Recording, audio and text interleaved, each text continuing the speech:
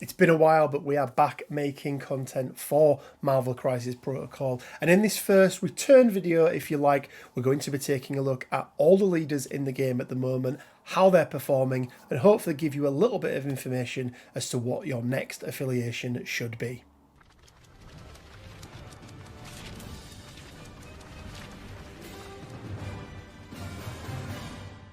Hey guys, Rich from Rich Mid Gaming. Hope everyone is doing fantastically well. And yes, we are back with Marvel Crisis Protocol content, some pre-recorded stuff. And a huge apologies, guys. Look, a couple of things came in that just meant the channel hasn't been as active of late, and most definitely not as active with Marvel Crisis Protocol stuff. But rest assured, we are back, and we're going to be trying to do at least one pre-recorded MCP video every single month. As I mentioned in the 5k subscriber update, I've had some things going on. That's the long and short of it. Had some things going on, but rest assured we're not neglecting MCP. We will be doing content today and also in the future as well. So today, what we're going to be looking at, well, this is something I thought would be very useful for people to see as they're coming into the game fresh, as they may be looking at taking up a brand new affiliation or a brand new leader,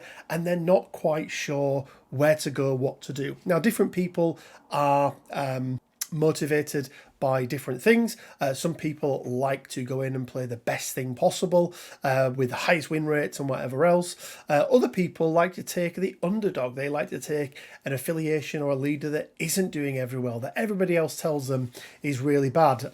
Winterguard, Crimson Dynamo, and buck the trend and go and have some success at events and play some great games with them and really unlock that affiliation like nobody else has done before. So what we're going to do is take a look at every single leader in the game right now, where they are, where they rank, how popular they are, but also how many wins they've had or their win rate percentage.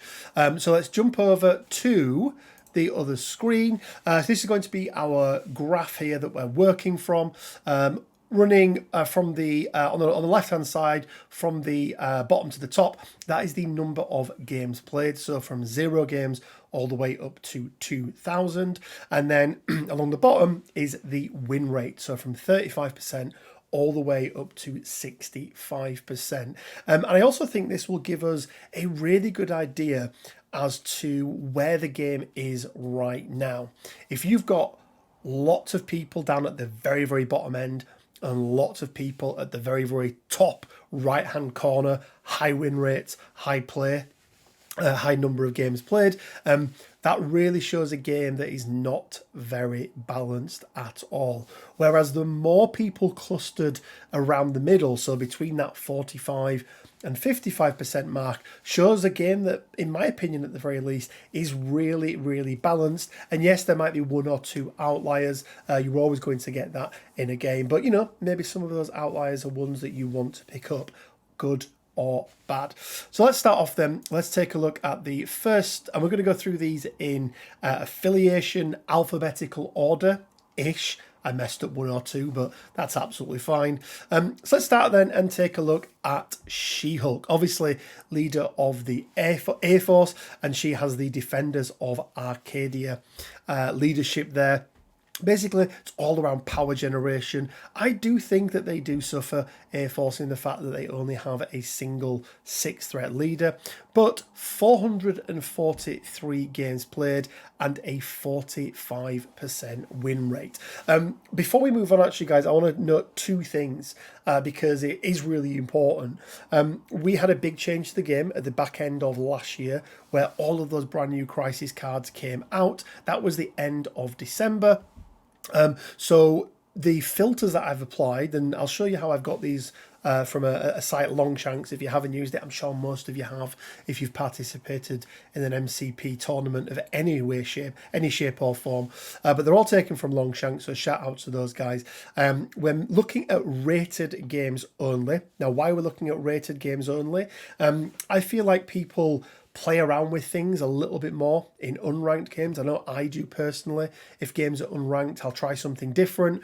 I'll try a new setup. I'll try characters that I maybe haven't used together in the past. So I don't think that gives a true reflection as to the results. So we're only looking at ranked games, and we're only looking at games that have taken place since all of the new Crisis cards have come out, because that gives us a better picture as to the current state of the game rather than the last 12 months as data, which would have included all of the previous cards as well. Anyway, now that's out of the way, let's carry on through. So next up we have got Sam Wilson, Captain America.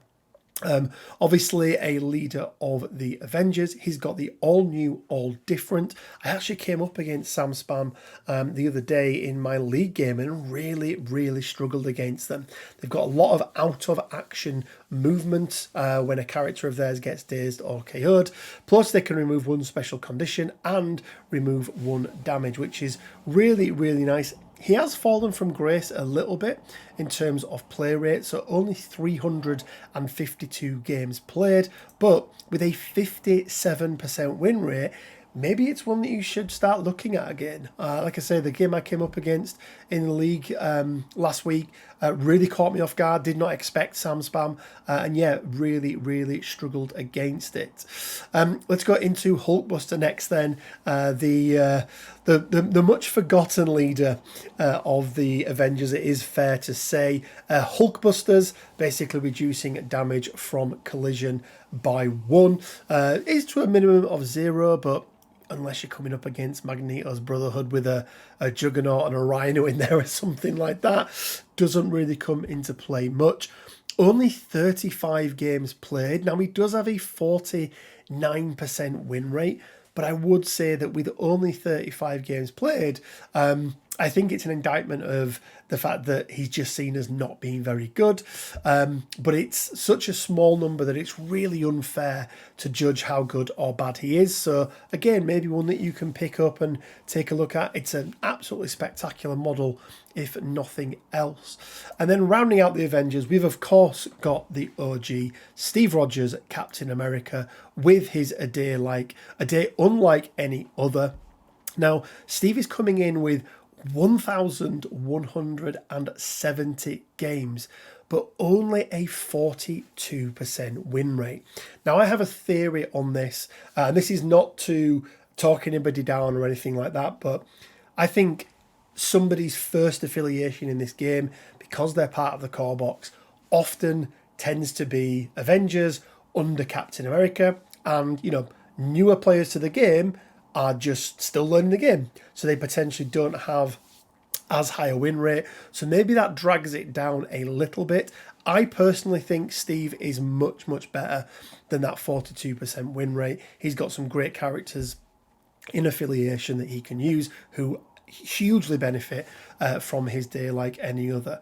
Let's move on then to the sole leader of Asgard. It is of course Thor, Prince of Asgard, a character that still hasn't had any changes whatsoever, but Asgard is still very popular.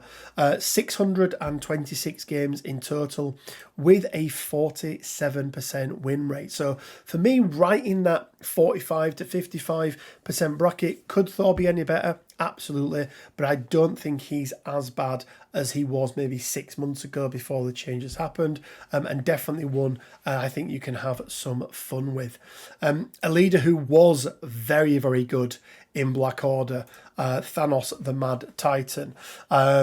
Death's agenda, basically every time you KO an enemy character, you score 1 VP. He just loses that on his backside, and I don't want to say he becomes leadershipless, but yeah, it's not very good. These guys were really good before the changes, but they have fallen from grace, both in play rate and in win rate as well. Only 274 games played, with only a 46% win rate. And I know my mate Daz is doing some heavy lifting with those games and with that win rate as well. I think they struggle at the moment. And it's interesting because they are very attrition heavy focused.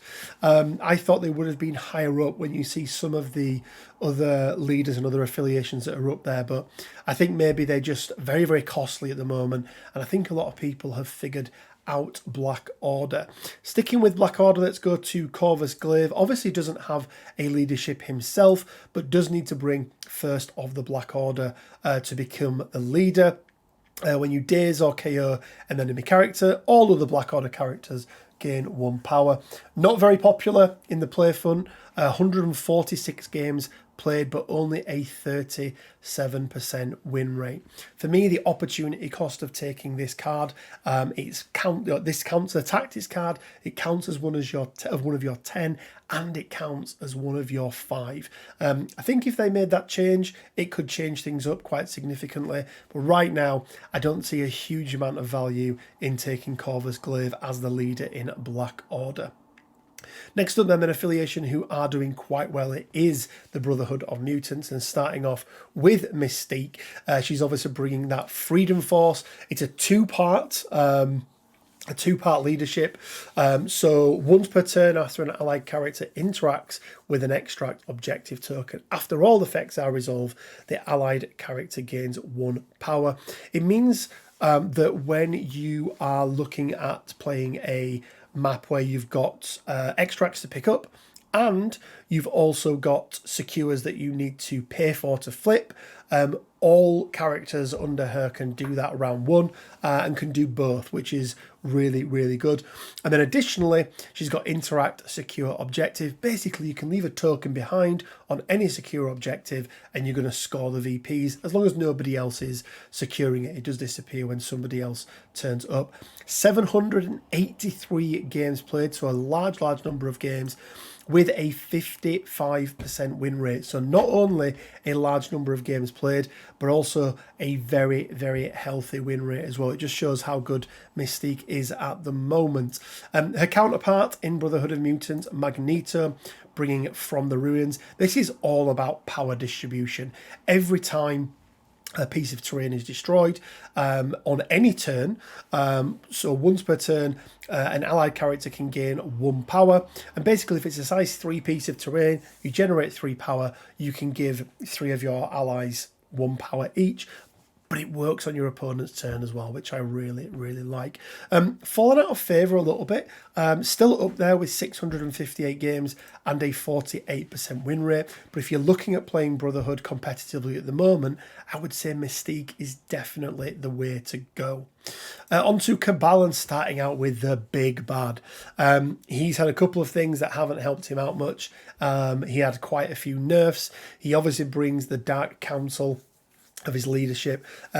Works a little bit like Sam's, but in reverse. Rather than every time you get dazed or KO'd, it's every time you daze or KO an enemy character. You get to move, you get to remove damage, and you get to gain a power.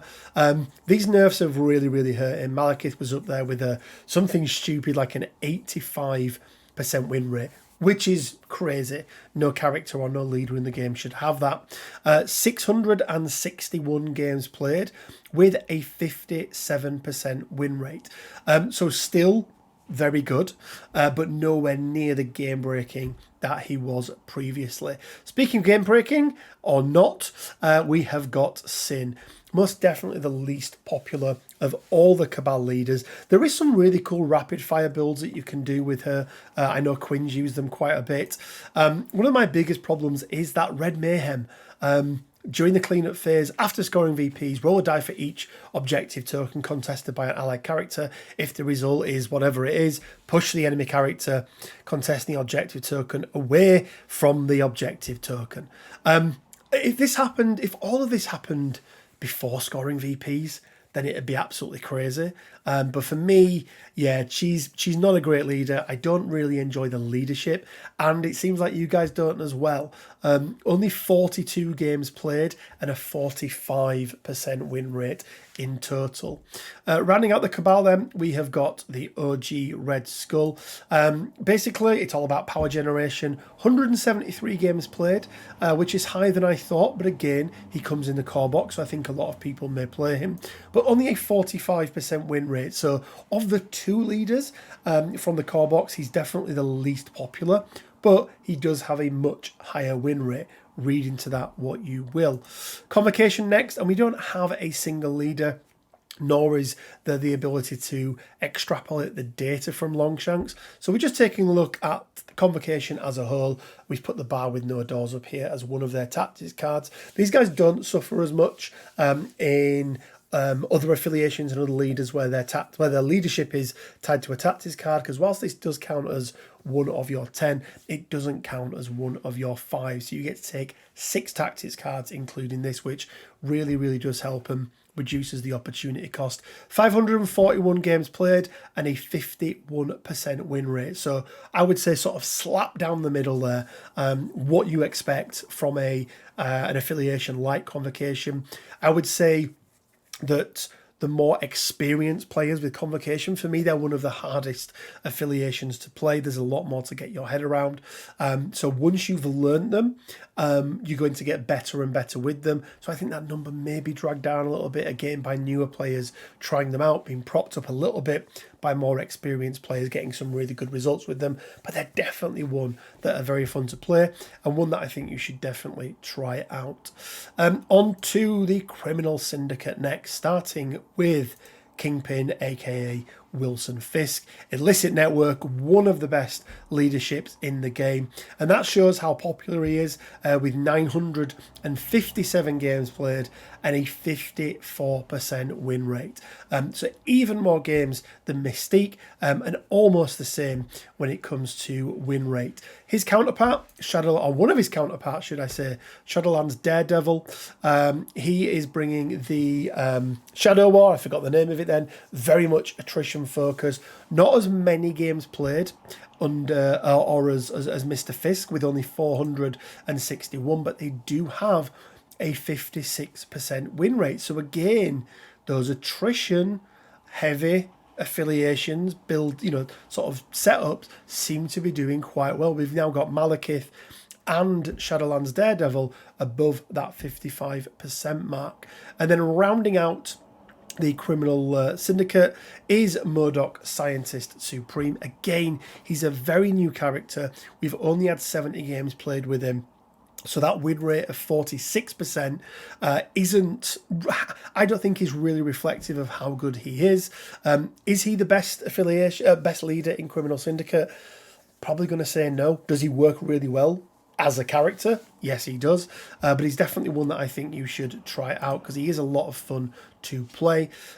All by himself then, Big Daddy D, Dormammu, bringing the flames of the Fultine.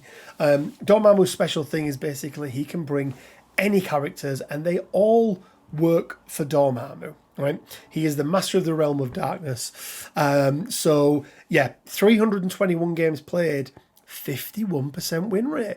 I was very, very surprised by that. I thought Dormammu was going to be way down the pecking order. And 321 games is not a bad number of games either. It's not the most, but it's most definitely not the least. Oh, dearie me, Ron's not going to like this one.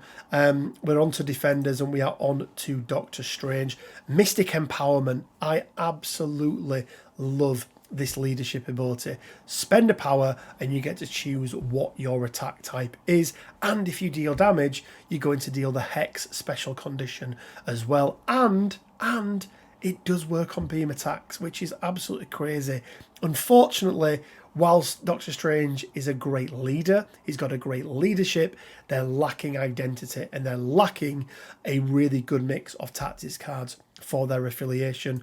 Only 228 games played with a lowly 40% win rate. Come on, AMG, give these guys some love, give them a new leader, give them some more tactics cards. We are absolutely begging for it. On to one of my first loves of the game now. It is those lovable misfits, the Guardians of the Galaxy. Obviously, their solitary leader, Star-Lord, had a bit of a glow-up the other year, which made winging it so much better. As a 3-threat leader as well, you're able to do so much when you're bringing other characters both in and out of affiliation. You all know I love me some Ghost Rider. I'm going to be running double Ghost Rider when Cosmic Ghost Rider eventually comes out. But guys, this is how popular the Guardians of the Galaxy are. 1,805 games, but retaining that 55% win rate. That is absolutely incredible that they've had that many games and they're able to maintain that level of win rate. They, for me, are one of, if not the best affiliation in the game at the moment. 3-threat leader with 2 in affiliation 2 threats makes them very, very versatile. They can afford to take big characters like Ghost Rider, like a Thanos. They've got another Ghost Rider coming out that they're going to be taking as well. They got some great new additions in the form of Agent Venom. They got Beta Ray Bill. So for me, they're doing very, very well at the moment, and the numbers, sort of back that up. Emma Frost then works in a similar way to Dormammu with her Hellfire Club. She can bring anyone along, but again, she does need that card, My Hellfire Club, and then she's going to be dishing out some power and removing damage and all this kind of good stuff as well. She has 484 games played, so for a character that is still fairly new, maybe the 3rd or 4th newest leader on this list, retaining that 50% win rate shows that these guys are pretty good. And for me, it's that flexibility of being able to take absolutely any character with no real affiliated list, other than needing to take Emma Frost herself, which she's no slouch at a 4th threat. She can do some absolutely great stuff. On to Hydra next. We're going to start with Baron Strucker, Hydra High Council. Guys, have a condition, heal yourself. I really, really like this leader, and in particular, I really like this leadership. However, I've tried playing them a few times and I just can't work it out. I can't make them work. Quinn does some really good stuff with them. 305 games played with a 45% win rate. For me, I think they're better than this. I just need to work out how I make them better. Counterpart is going to be Red Skull, Master of Hydra. He is going to bring world domination. During the power phase, allied characters gain 1 power if they are holding or contesting an objective token. So extra power generation in there, and some potential for round 1 power as well. If you're at a large base and you're on the D map, you're going to be able to get extra power from that point.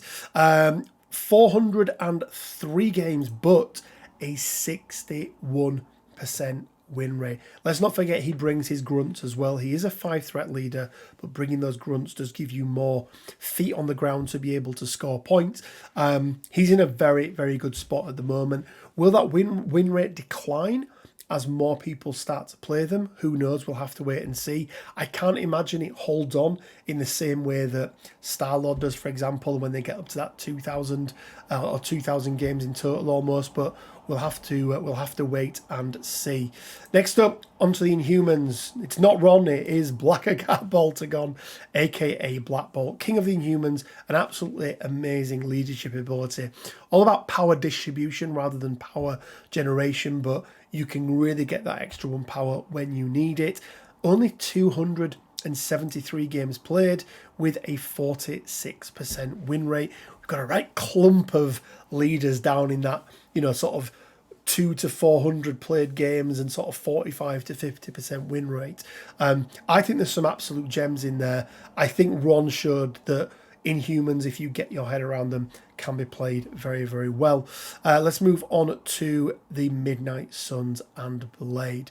I am not a massive fan of Blade. I am a massive fan of Bump in the Night. Being able to move or place yourself range 1 for 1 power is huge. Don't think of it as only moving a single inch.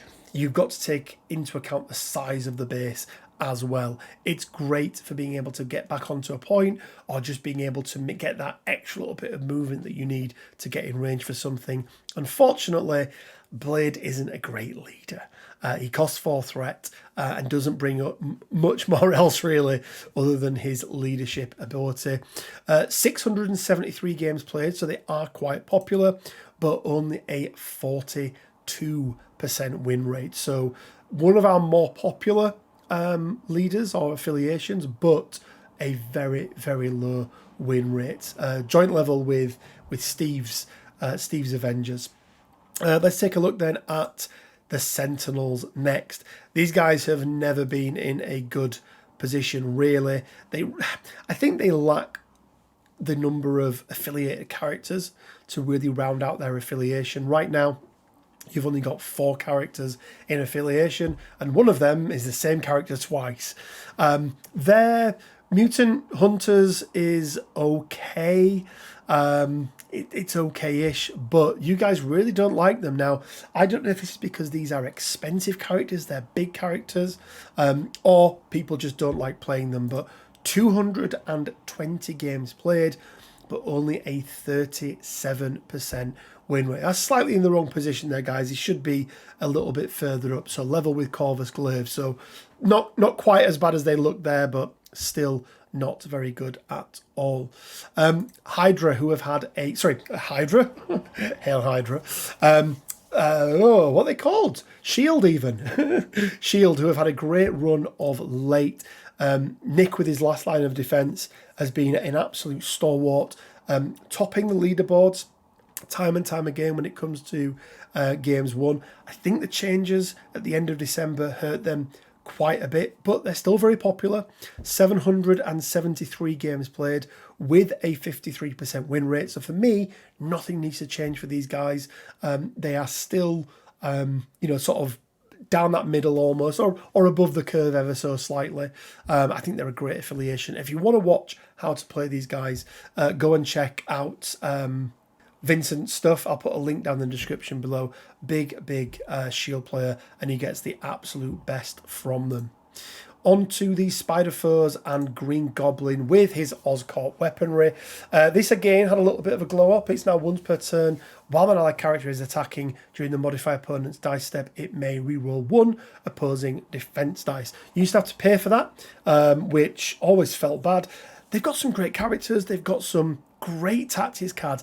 They're popular. Anything to do with Spider-Man is always going to be popular. 913 games played, 47% win rate. For me, they could do with a little bit more. I'd like to see a character or two extra in there. For me, I'd love to see a second leader, maybe in the form of the Vulture, or other characters like the Shocker and Sandman and people like that would be really, really cool. But I think they're perfectly serviceable. And Green Goblin now, with those changes, is more than good enough as a leader. Speaking of more than good enough as a leader, or not, we're on to the Uncanny X-Men.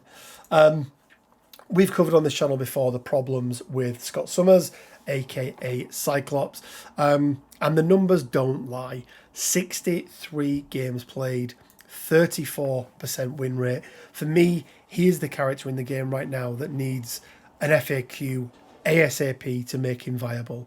X-Men Blue is just not a good enough leader, or just not a good enough leadership. He's okay, but he's just okay. He needs a little bit of a glow up. I'd like to see the range increased, or being able to use it for superpowers as well as spenders, because spenders are not used a huge amount in this game. Typically you generate power to be able to then use your superpowers, but yeah, 34% win rate, absolute bottom of the bottom at the moment. However, in contrast, we do have his counterpart Storm with X-Men Gold. Everyone gets cover outside of range 2, and you get a little hop once per round, which is absolutely amazing. We've seen a huge resurgence from X-Men. Players like Joe Mangia winning the last TTS League, plus some others. I know Cahal played them quite a lot. They're in an absolutely amazing spot at the moment. They've had some great new characters in the form of characters like Logan. I don't mind Psylocke too much. X-23 is obviously absolutely amazing. 1,406 games played, so more Storm games than Steve games, which is impressive, and managing to retain a 57% win rate. So you can see up there, you've got Star-Lord, who's had the most games, Storm closely on his tail, but slightly better in win rate, and then Red Skull down at the bottom. Not as many games. I do feel he will drop off. But yeah, X-Men are in an absolute great spot, and they're quite beginner friendly as well. You need to, work out some measurements and be able to eyeball a little bit when it comes to places. But I think they're fairly beginner friendly. And with the battle packs that we've got now, or whatever they're called, our affiliation packs, they're actually fairly cost effective to pick up as well. Let's move on to Wakanda. And I know not the only leader of Wakanda now. We do have M'BAKU as well, but we're not going to be covering M'BAKU because there's no data for him, because nobody's played any games with him yet. So we've got Black Panther, T'Challa, King of Wakanda. Spend a power, make a reroll on anything other than rolling for objectives and things like that. Look, these guys have always been in and around. In the early days, they were the absolute best in the game by far. Their control was absolutely unbelievable. They've been brought back down into things now. Not as popular as they once were. That's going to change very, very quickly, I think, with M'BAKU coming out. So only 280 games played, but a 51% win rate. So that shows you that actually they're perfectly serviceable. Like I say, I think I do genuinely believe that with M'BAKU coming out, we're going to see a resurgence of Wakanda, and there's going to be a lot more people playing them. On to Weapon X now, and this one again is a little bit different. We've got two leaders, but only a single leadership. I know the Wolverine, not Logan, but the OG Wolverine can be a leader here as well, but the data is so low and he's not even part of the affiliation, we don't put him in there. So first up, we've got X23, but what she's actually bringing is, are you sure you want to remember? Now, remember, you don't actually need this leadership card to be able to play Weapon X. It's completely optional, but 187 games played and a 56% win rate. So, pretty decent. And then we've got Logan, the Wolverine, once again, doesn't have a leadership on his card, but he's going to bring exactly the same card with him. 357 games played, but only a 51% win rate. So almost double the number of games, and what's that, 5% less when it comes to win rate. I can't really tell from that who the best leader is. I think the nice thing is that you're always putting these two in your roster. You're more likely than not having them both in your squad, and you actually don't need to decide who's going to be a leader until you actually sort the game out and actually get into the deployment stage. So you can make that judgment call once you've seen everything and how it's going to pan out. I really like X23. I really like Weapon X. I'm looking for a new affiliation. They could be it. But I may venture down the other half of the board and try and pick a little bit more of an underdog. On to Web Warriors next, starting off with Peter Parker, aka the Amazing Spider-Man, and he is your friendly neighbourhood spider team. Once per turn during an allied's activation, it may pay 1 power and choose an enemy character within 2. The chosen character gains the slow special condition. If the character already had slow, place it within 1 of its current position and remove the slow. It's okay. It's very situational. You definitely see Miles being the more popular of the two leaders, but still 130 games played with a 50% win rate is not to be sniffed at. And in certain situations, he is more than serviceable. Moving on to his counterpart, Spider-Man Miles Morales. He's got the great responsibility, leadership. Allied characters may reroll 1 defense die. Additionally, they may modify and reroll failure results while they are holding or contesting an objective token. And that modify and reroll failures is not just on your defensive rerolls. We know Aaron is a huge lover of these guys. We know that all things Spider do really well. 792 games played in total with a 51% win rate. So not where they were before. They used to be sort of second or third most played affiliation in the game. So they've dropped off a little bit. But as there's more things released for the game, people go to the new shiny things. I still think they're very, very good. If you want to see how to play Web Warriors, go and watch Aaron over at Web Warrior Protocols. The guy is next level when it comes to it. Again, I'll leave a link down in the description below. On to my current love. Crimson Dynamo of the Winter Guard. Look, their leadership is just crazy. At the start of an allied character's activation, it may remove one special condition, and then when you would be pushed if you're contesting a secure objective, you've got a 50-50% chance that you won't be pushed. They've got a couple of really good characters. They've got 2 bad characters. Dark Star and the Bear are not great. Crimson Dynamo is very good. Red Guardian is okay, is pretty serviceable. But I think, again, they struggle with the lack of characters in affiliation. I've been doing some heavy lifting with these guys, right? It's all I've been playing for the last 2 or 3 months. I've managed to win some events with them.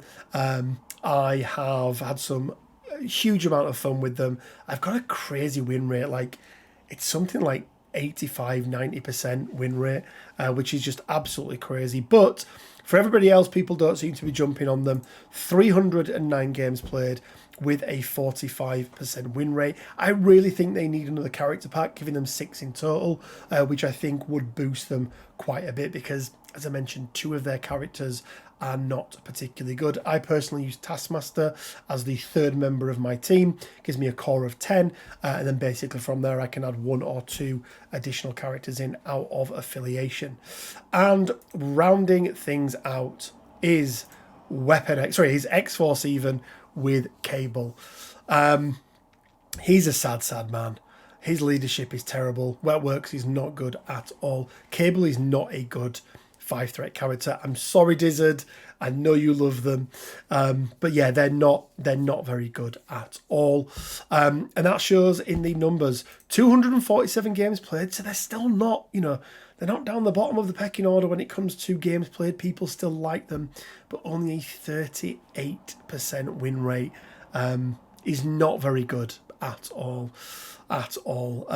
They need something. They need a second leader. They need a rework on Cable. Yeah, they just need something. So there we go, guys. Let's have a quick look. As I mentioned, Sentinels are in the slightly wrong place. The higher up the chart you are, the more games have been played. The further along to the right you are, the higher the win rate you've got. And for me, guys, what have we got? We've got 1, 2, 3, 4, 5, 6, 7 leaders outside of that 45 to 55% mark that are underneath, and 1, 2, 3, 4, 5, 6 leaders that are above that 55% mark. Everybody else is within 10% of each other in win rate. And even outside of that, the highest is 61% and the lowest is 35%, was it? 34%. So look, there are some characters here that need some love. I actually think Red Skull's absolutely fine. I think everybody else in there is absolutely fine. You're always going to have some outliers who do slightly better.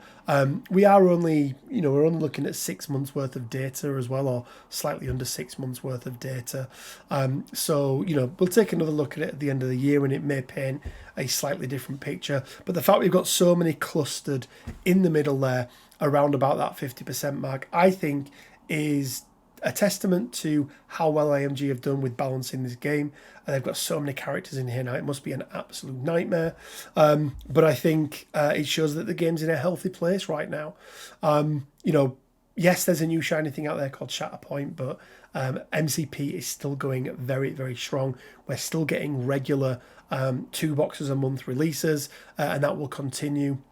And there's some really cool characters coming out that I am super, super stoked to start playing with. But there we go, guys. That is our return to MCP videos. I hope you enjoyed it. I hope it was informative.